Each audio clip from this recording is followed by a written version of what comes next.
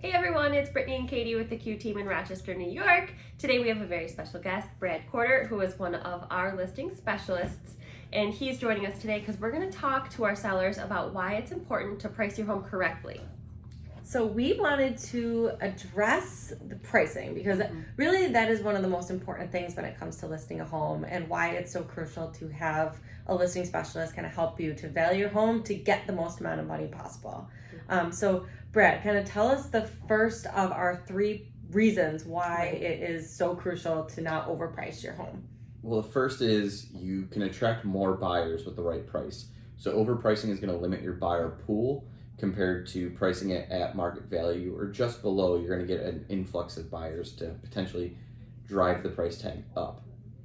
And so also related to kind of getting more buyers, these same buyers, they have access to all of the listings that are available on the multiple listing system.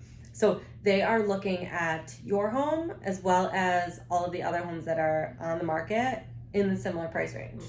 So they're going to be comparing these two homes. Right, so if you want to try and test the market and price it maybe a little bit higher than the comps are showing, or what our CMA is showing that Brad and Sharon have prepared, then you're going to be compared to houses that should be in that price range. So they're comparing you, buyers are comparing you to houses that might be worth more money based on the comps, whereas if you had priced correctly, then you'd be compared with your actual competition.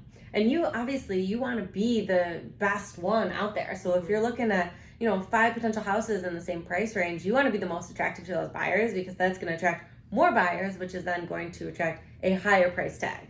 And so the next thing on those 3 reasons is that houses sell faster when they are priced correctly from the beginning, and when they sell faster, you get more money. Tell us why. So the less days on market, the better. The longer you sit, the more there's a perceived problem. Whether there is a problem or not, it's generally perceived that there is, because you're on the market for more than 7, 8, 9 days. Right. So the quicker you sell generally means the more money you're going to get.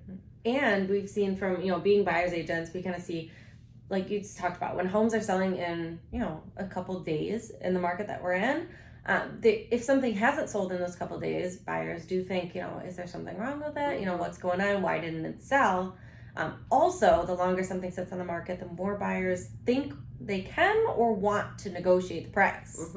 Because if it sells within the first few days, they usually think, well, I'm going to have to either come at or above listing price. Right. But if it's the competition that we've been seeing. And another point, that if we overprice and we don't get a buyer at that price tag and we have to do a price reduction, that's another time when buyers might say, what's wrong with this house? Why are they adjusting the price? Why are they lowering the price? What concession are they making? And why hasn't anybody else really taken a bite at this house to try and get it yet? Done are the days of listing with expectations of negotiating down.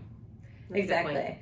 So, I think it's important for sellers to kind of consider, a little bit of an old school mentality is kind of like, let's test the market. Let's, let's go out there higher than what we think we want to leave some room in there, which we found a lot of the times really backfires on sellers because of these reasons that we kind of discussed. So when you price right at, or like Brad said, slightly below market value, it kind of creates this sense of urgency, the sense of competition, which hopefully leads to multiple buyers, multiple offers, which is ultimately going to get you the most amount for your home.